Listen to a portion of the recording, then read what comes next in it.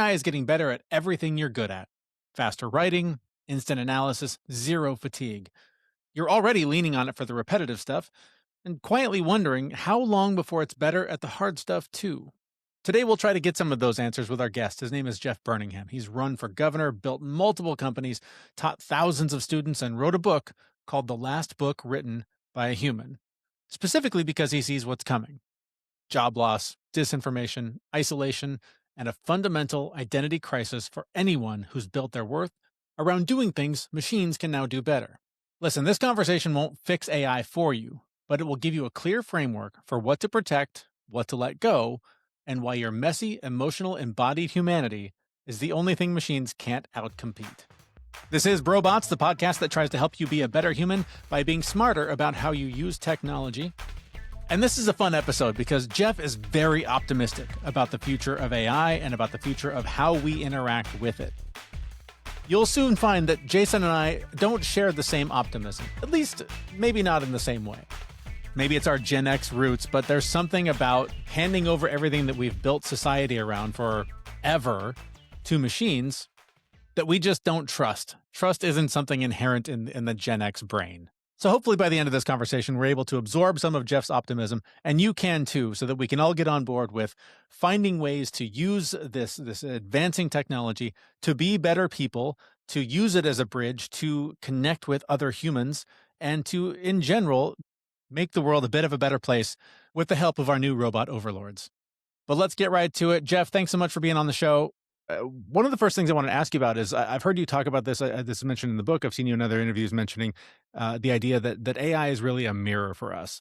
And on the surface, I agree with that. But there's the man behind the curtain, right? That is manipulating what the mirror is showing. So I'm curious your thoughts on how it can be used as a mirror, but who's behind that mirror that's orchestrating the outcomes. Yeah, when I talk about, I do talk about in the last book written by a human, AI is a cosmic mirror to humanity. And that man behind the curtain, Jeremy, is a person. It's one of us, right? Or an army of us, whatever, a host of us, a part of us. And I think that, so often we have division as a core kind of idea in our minds. Obviously, the almighty algorithm of social media has increased that. But I think that this divine oneness or unity is more the reality of this existence. And so the people behind the curtain are part of us as well. So, it's us and it's just us. So AI acts as a cosmic mirror because it takes all of human recorded data, how we all interact with it, and then provides a reflection back.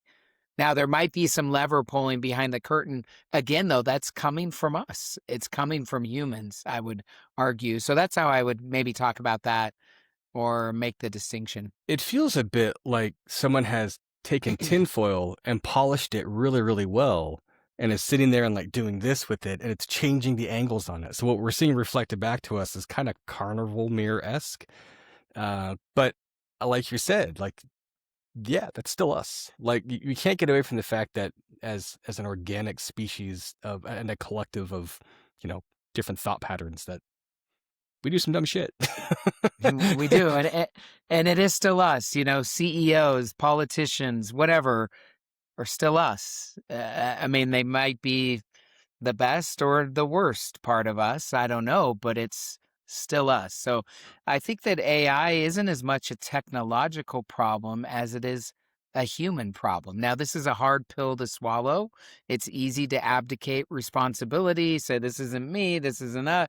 But I think that this mirror, a reflection, can be a powerful thing.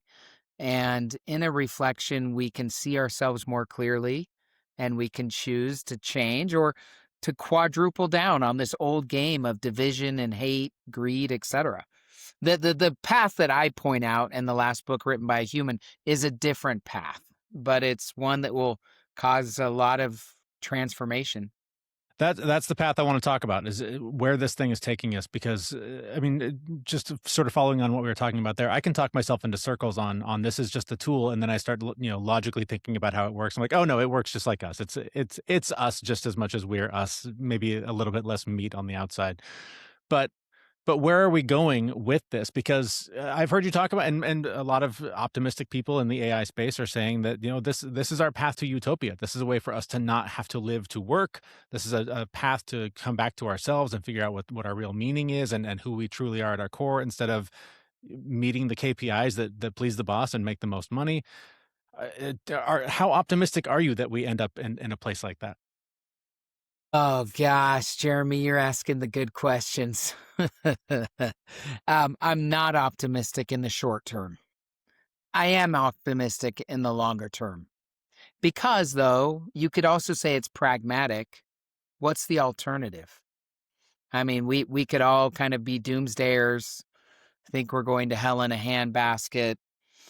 I'm not sure what good purpose fear has served humanity. Like, of course, if a tiger jumps into the podcast studio here, we're running for our lives. But I mean, short of, unique instances like that, I'm not sure that fear serves a good purpose for humanity, generally speaking. So, I'm optimistic long term. And I guess I would say I'm trying to use kind of, maybe benign, a little bit esoteric language. But I think if there is a quote unquote divine purpose in AI being here now, or if there's some intertwining of existence in I think that we will realize that through a process of transformation and evolution. You could say a new earth is coming, a new humanity is coming. There might be part of humanity that kind of gets lost in the machine in a digital, ungrounded reality. And then there are another part of humanity that will stay grounded in whatever this reality is, will stay embodied, you could say. And I think that we can build something beautiful together. So I guess I believe in the utopian aspect, but I've had enough life experience that I'm not stupid enough to say that that's number one, a given, and number two, that's not going to be easy. It's going to be hard as shit, as you guys know. Like, we've got hell to pay here in the short term, I'm afraid. But, it seems that humans need pain to transform. And I think that's where we're headed. Are there stories that you've read, fictional or non-fictional, that give you hope? Because every fictional story about AI that I could remember is always dystopian. And in the end, yes, the good guys, I guess the humans, might win out, but it's always at an extreme sacrifice, and they always wind up taking the AI offline. uh, what story are we writing? I mean, honestly, like, we're following this model, and it feels very much so like we're repeating a lot of the exact problems that authors have been warning us about since like the 30s, and we seem hellbent on making this happen. And I think you're right. This is a reflection on humanity, but not just in what it does, but in the belief that we have to have this thing to create an advantage over somebody else, because the people that are using it aren't using it necessarily to make humanity better as much as they are to make whatever thing they're working on easier for them, or innovate faster, or turn this thing into an advantage against other humans. So Yeah, the story I would cite, Jason, is the hero's journey, the story of all stories. And that's almost in every story. So I kind of think that we're all on our heroic journey individually, and collectively we're on a heroic journey. Now, there's always a shadow side of that, right? Or a dark side of that. And what you see play out in the movies, as you reference, like Terminator, whatever movie you want to reference, where we're kind of playing out our shadows, doesn't it feel like? Like, we're examining the edges. We're wondering about how this could all go wrong, how this could go badly. And by the way, it could. Maybe it has before. You said that we're repeating patterns. Maybe this has all happened before. This is a cosmic puzzle, a cosmic game that we're trying to kind of figure out together. And I think that that story is told via the heroic journey arc. So I don't even want to name, like every story, almost every story is this heroic journey. Well, welcome to the crucible that is existence. Welcome to the crucible that we get to pass through with highly intelligent machines and AI to hopefully for the hero to transform and evolve and come back with a little bit of wisdom. And I hope that that wisdom is focused squarely on human flourishing. Humans for a long time have been working to be more and more efficient, and which is what's gotten us here. We want the robots to do the things that we're doing, and I guess as you mentioned, fear is not necessarily helpful, but it helps us frame what to avoid. And I see in myself a tendency to rely on it more and more for the repetitive tasks, the email generation, the writing of things that I could spend 10 minutes doing, but I can also get it done in 10 seconds. So why not take the 10-second route and do something else? We're a lazy people, a lot of us. Maybe I'm talking about myself. I don't know, but I guess I You am a guys little just call afraid. it how it is. I like it. Sorry, I'm just laughing. No, it's I great. enjoy it. Yeah, yeah. I guess It's I'm a true. little afraid of our lazy tendencies. The more that we rely on these things, I'm concerned that we give them all of the power and they take over and they just eviscerate us and turn us into their food. Yeah, and let me say, kind of like Jason said, the movies have explored all these concerns, right? Or I'm not saying all of them, a lot of them. Do we all have good reason to be concerned? Yes, we do. But is that ultimately the best fuel to get us from here to there? I don't think so. And so yeah, I feel you. I understand what you're saying. I think that AI will again provide a test that we maybe have not experienced before. And AI can outdo us. Period. Full stop end. Doesn't have to eat, doesn't sleep. So when a machine or something that we've created can outdo us, what are we left with? We're left with our being, guys. We're not human doings.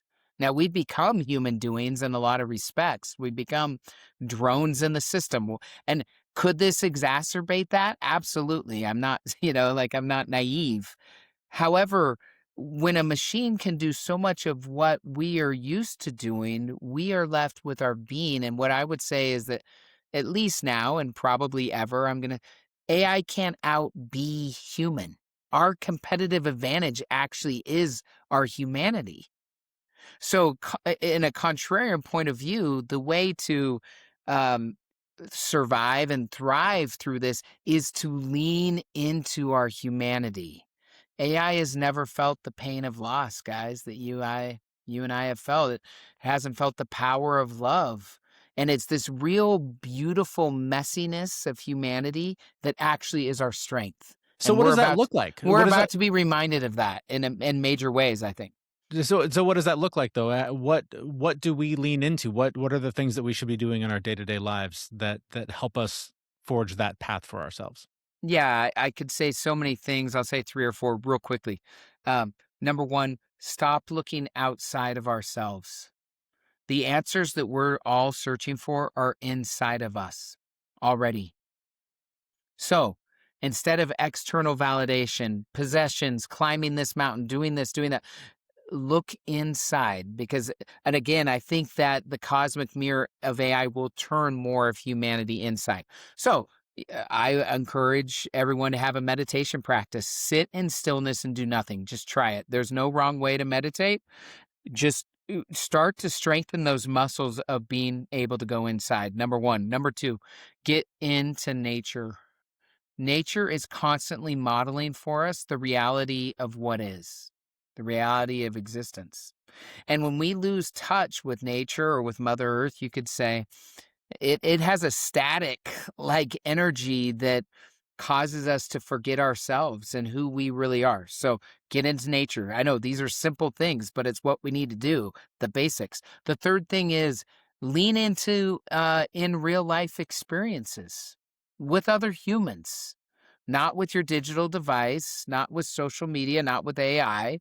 Those all have places, but we need to lean into, and I would say, fight for, I'm saying in parentheses, I don't like that word, but like to stay into real human contact, because it's in that friction of real human connection where growth occurs. I don't know how you guys use AI. My AI says I'm the best looking guy that's ever existed, the smart, like lay it on, lay it on. Your That's AI not and real my life. AI need to talk to each other and get this figured out because it's telling me that I'm the best looking guy. Right. No, you're both Exactly. wrong. Clearly, yours are lying to you. You need to get this cleared up. This is a mess.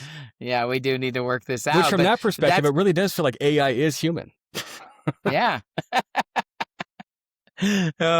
Yeah, like that's not real life. Jace, I I hate to know. say we are not the most, and No. so it's in reality and in real human connection and relationship where the friction exists to help us transform, improve, evolve. So there's three simple ideas of things, Jeremy, that you could do. Turn inside, get into nature, and stay in contact with humans as much as you can. So, just a quick point, and I would like to hear your take on this. So, AI is never going to out-human being human. And our experience of the real world uses things like emotions, which are chemical responses, to go through and shortcut and bypass the thinking process and the logic process to ensure that we survive. And, obviously emotions have evolved, and fear's a good one, right? Like, we learn to be afraid of things that look like bears because bears eat us. Same with saber-tooth tigers. And we've evolved that and turned that into other pieces, like the digging of your phone if you're in a working job that's got 24/7 on-call duties all the time. There's all kinds of articles about there about people having anxiety about hearing the phone noise because it makes them go, oh, there's a work call coming up, and the inverse is that true, right? It's a dopamine fix. We get all these pieces. And I think we've tried to machine up humans in a way to elicit psychological responses from them and chemical responses out of people in an attempt to allow machines to be able to measure and understand humans. And I think we're taking that data and pulling it back in to help robots talk to people in a relatable way. I guess my question is it, is the AI humanity, or is there a point at which that gets cut off and AI actually is a standalone piece where they're their own function and they're just using their little orphan entity coder rings to talk to us dumb emotional meat sacks? It is so easy to be optimistic with you guys. You guys have a very optimistic view, sunny view on the world. I love it. The X in Gen X is not for exceptionally happy, by the way. Oh gosh. Here's what I argue in the last book written by a human.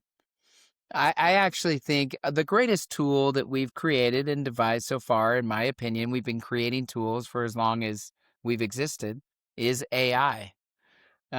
Period. But the most powerful technologies, in quotes, that we don't understand how they work, that we've created, is actually our feelings and emotions, Jason. It's human feeling and emotion.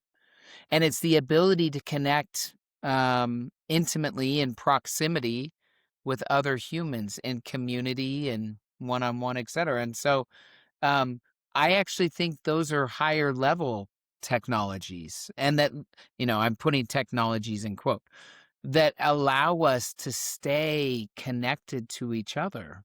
And so a robot AI does not feel that. It can't feel that. And so again, I think it's in leaning into our humanness. Now, humanity can be manipulated. All you have to do is look, I ran for governor.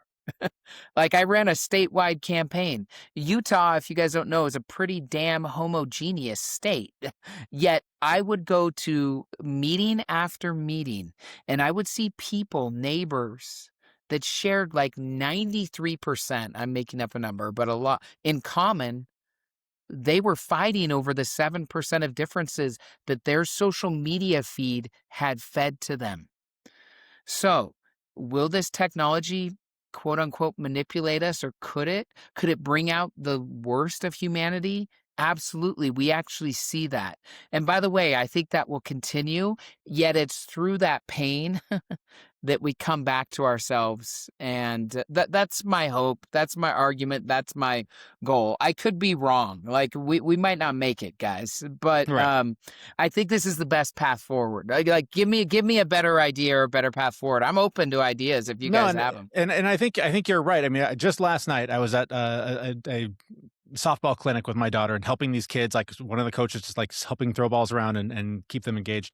And there were multiple moments where I just felt myself like truly having fun, like just lost in the moment, like loving it, and realizing like none of these kids are on their screens right now. We're all here in reality in this shared moment. Like what a beautiful thing we're doing together right now. Now, I also am on my device or a device or multiple devices all day. And when I log off or turn one off, there is a pull to like get back on, like you feed the beast, feed the dopamine, get that feeling. That's a very different response.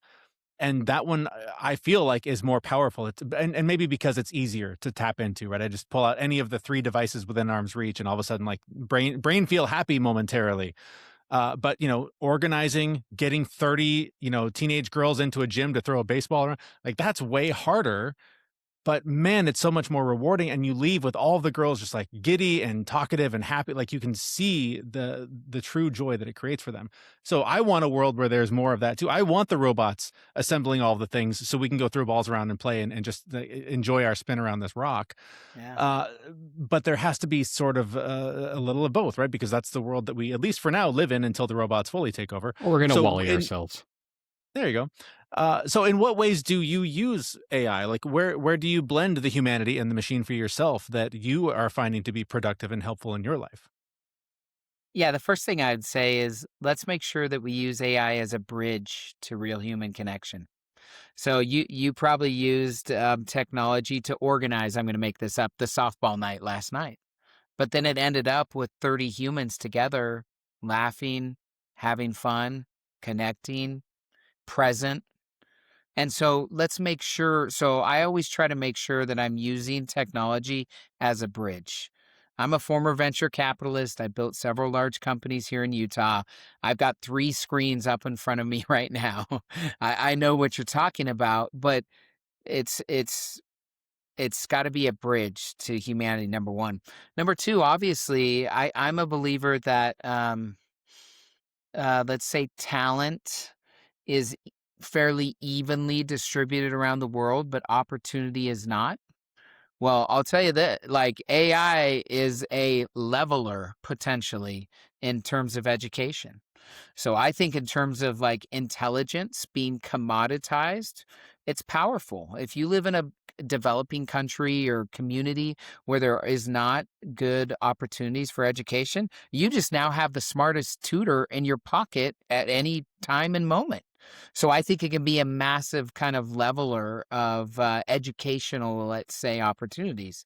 So, so I use it in that form in regard with my kids.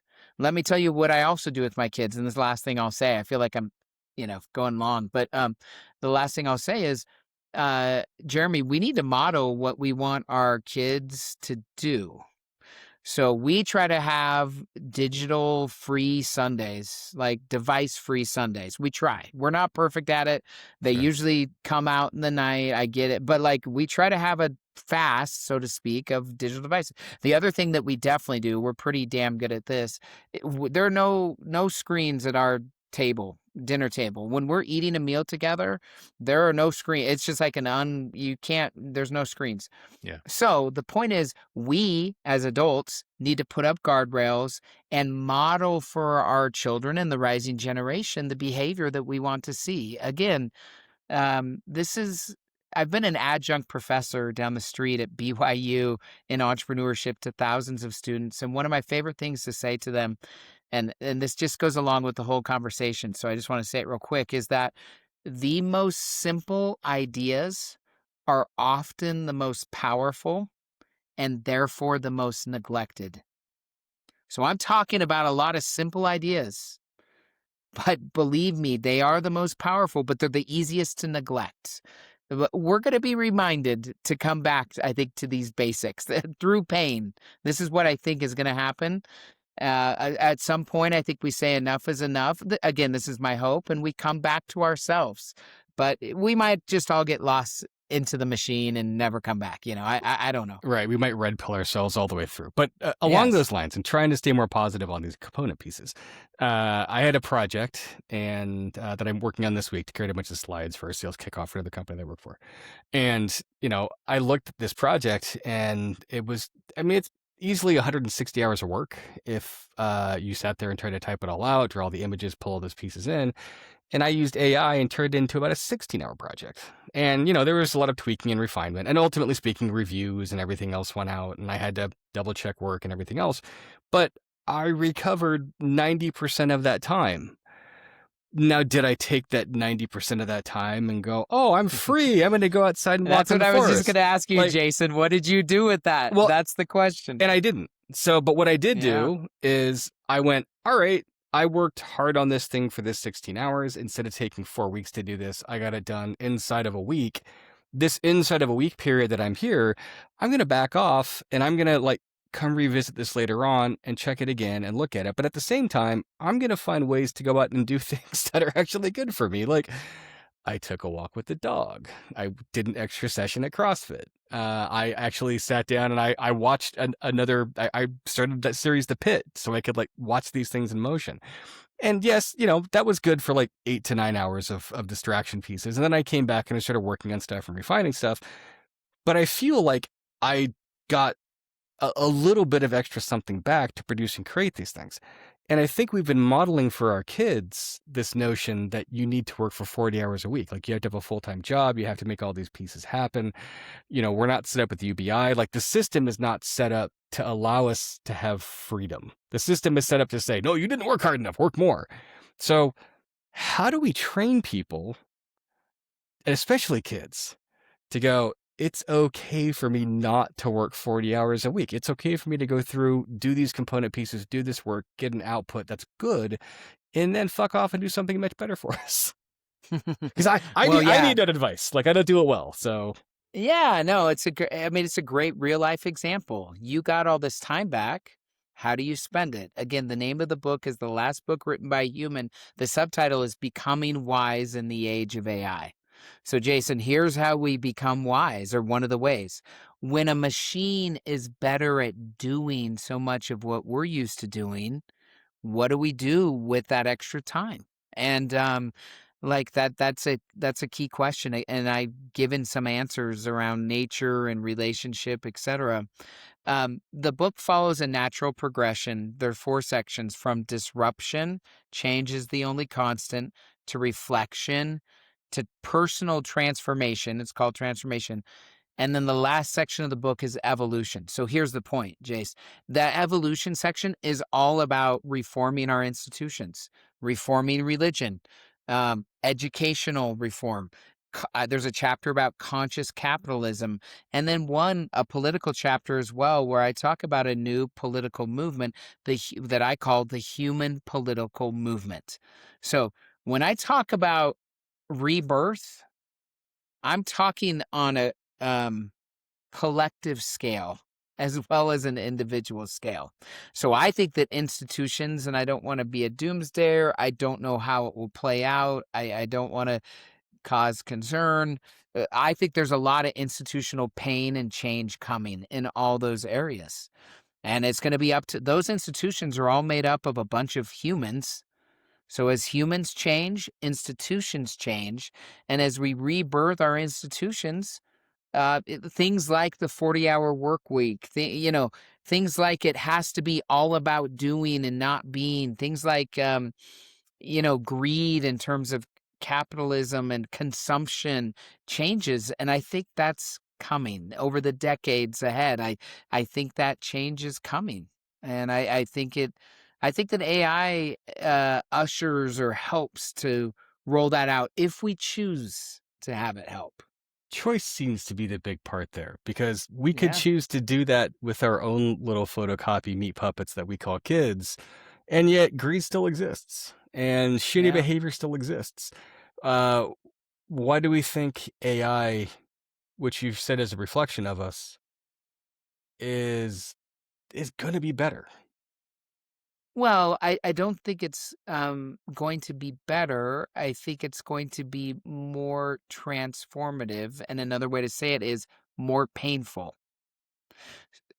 The So crucible you, will be tighter. Okay. Yeah. All yes. right. So you look at disinformation. Obviously, like disinformation is going to be a massive problem for humans. Number one, job loss. I ran for governor. I don't know if you know this stat, but the single most important statistic for civil unrest in a country or community is unemployment of males ages 18 to 40. Yep. There's going to be job loss here to come. I hope not a lot, but there could be a lot. So anyways, and we could go on to AI warfare and other things that we don't want to talk about here because you guys will take us down to pure hell. But very quickly, we'll just spiral out of control. Sorry, and I just met you guys. Jeff, how many of our podcast episodes have you listened to? Yeah, I guess you're a long-time listener, I can tell. Long-time listener, first-time caller. All right. I actually have never listened, but I get your vibe very quickly. It just oozes out of you. And I say that with love. But so the point is, like, it's through that pain, through some collapse of society and of individuals, of families, that, again, we'll have a choice to make. Is this working for us? I talk in the book about an old game that we've been playing or a new game, and I encourage a pivot to the new game. Because the old game, if we quadruple down on this game we've been playing, I think at some point most of you guys are going to say, this isn't working. Like, we've got to change. And it's kind of going to be I also use this term in the book. AI is kind of a metaphorical judgment day for humanity. So Judgment Day is coming. Terminator and we 2. get to this. Yeah, we get to decide. Judgment Day. Just saying. Oh, geez. We get to decide which road we take. And what I hope we do, I hope we take the road less traveled. And I think it will make all the difference. You ran for governor. Yeah. We talk a lot on this show about regulation and how there is none, and there won't be for a long time the way things are currently set up. How do you think there should be more? Do you think the government needs to step in and rein things in? This is a tough question because I think the answer is yes. So yes, period. But what causes me, can it? Is it possible? And that might be no, period. Like, because it's just too slow. This technology is coming on so quickly. I think that consciousness is awakening in humanity fairly quickly. Government can't keep up. In fact, it wasn't designed to keep up. So should there be more regulation? Yes. Can it happen fast enough in its current form? I'm highly doubtful. So then what do we do? I don't know. That's one of the main issues, the big issues that we get to grapple with as we continue to exist and try to point AI towards human flourishing instead of division and destruction. That would be nice. All right, that's a great place to end it there. Jeff, thanks so much for your time today. The book is the last book written by a human. Obviously, the robots can find it for us, but if you want to tell folks, where can they find the book? Yeah, it's for sale everywhere, Amazon, Barnes & Noble, Target, Walmart, and it's on Audible if you'd rather listen. And I wrote the book to be a conversation starter like this. I love this conversation, guys. Thanks for making me laugh. This is so thanks for making me laugh today. I'm easy to find at Jeff Burningham on pretty much every social media, have very mixed feelings, but I want to hear what people think after they listen or read it. This should be a conversation that we're having in 2026. The time is now. As our machines get more and more intelligent, we as humans have to become more wise. Links to Jeff and the book in the show notes for this episode at brobots.me. Jeff, thanks so much for your time, and we'll talk again soon, I hope. Yeah, thanks for being here. Thanks, Jeff. Yeah, it's been fun. See ya. All right. Our thanks to Jeff for putting up with our crap for the last half hour or so. Jeff, thanks so much. That was a really fun conversation. I do feel a little bit more optimistic about the future, so I appreciate that. For anyone who is interested, like I mentioned, the show notes will contain the links to Jeff and his social accounts, the book, the last book written by a human. That's also where you're going to find the links to follow this show and to subscribe and to make sure you not miss another episode like the one that's coming up on Monday morning in your favorite podcast player. Thanks so much for listening. We'll see you then Monday morning at brobots.me.